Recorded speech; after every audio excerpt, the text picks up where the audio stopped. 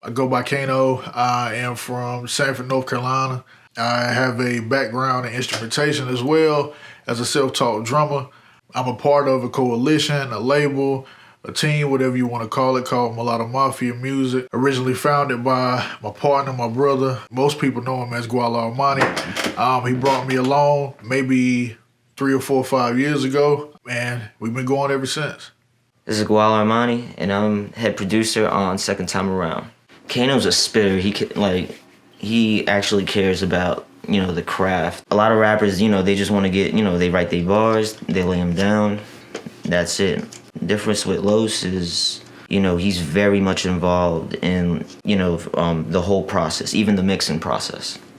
Man, I've been doing music maybe since 8th or 9th grade, so it's been a while now. I just been perfecting my craft over time. And if I really had to label my music as something, I don't know, man. It's kind of like a hybrid, to be honest. It's very southern, very country, but in the same instance, it has some drops of, new age hip hop. I really got to thank my mama for really branching out and having a lot of different type of music as far as genres, and inside those genres, different styles inside that genre that really molded me as an artist. I won't necessarily label myself as a conscious rapper, but I guess in hindsight, when I listen to or people listen to my lyrical content and social commentary, they probably will say I'm conscious just because of the way I write. I'm kind of giving you food for thought. I mean, you can just hear it the first second the first track comes in. I mean, the industry right now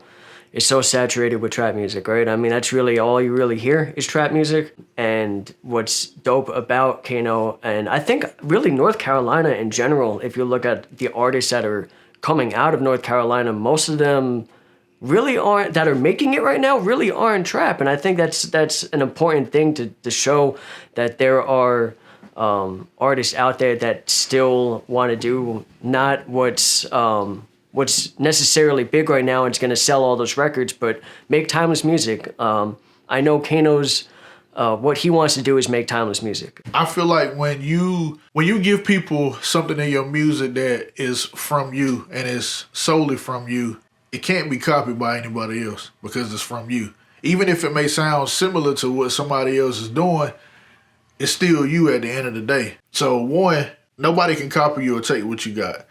Two, it will wind up benefiting you in the long run because you won't fade out with whatever wave that you're riding or whatever, gimmick is hot at that current time. Three, something you're talking about, somebody's going to be able to relate with. Why would you want to get on a record and feed somebody something that's untruthful or is not really you? I got the idea to do this project after going through a lot of things, good and bad, in my life, which is why I called the album Second Time Around, because after going through certain things and experiencing certain things, I got to a point where I realized a lot of those things I was either reliving or they was either coming back to me, and I realized it's like, damn, this is like a second time around for me.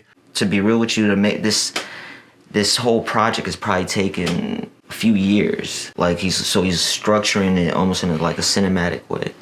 I turned away from music at a certain point because certain things that was happening with persons that I was working with, and just the way it turned out, I didn't really want to do it anymore, relationship-wise and parenthood, and as well as struggling financially. All those things really made up this album, and good and bad on the other side of it, again, brought me to the point to want to make an album called Second Time Around.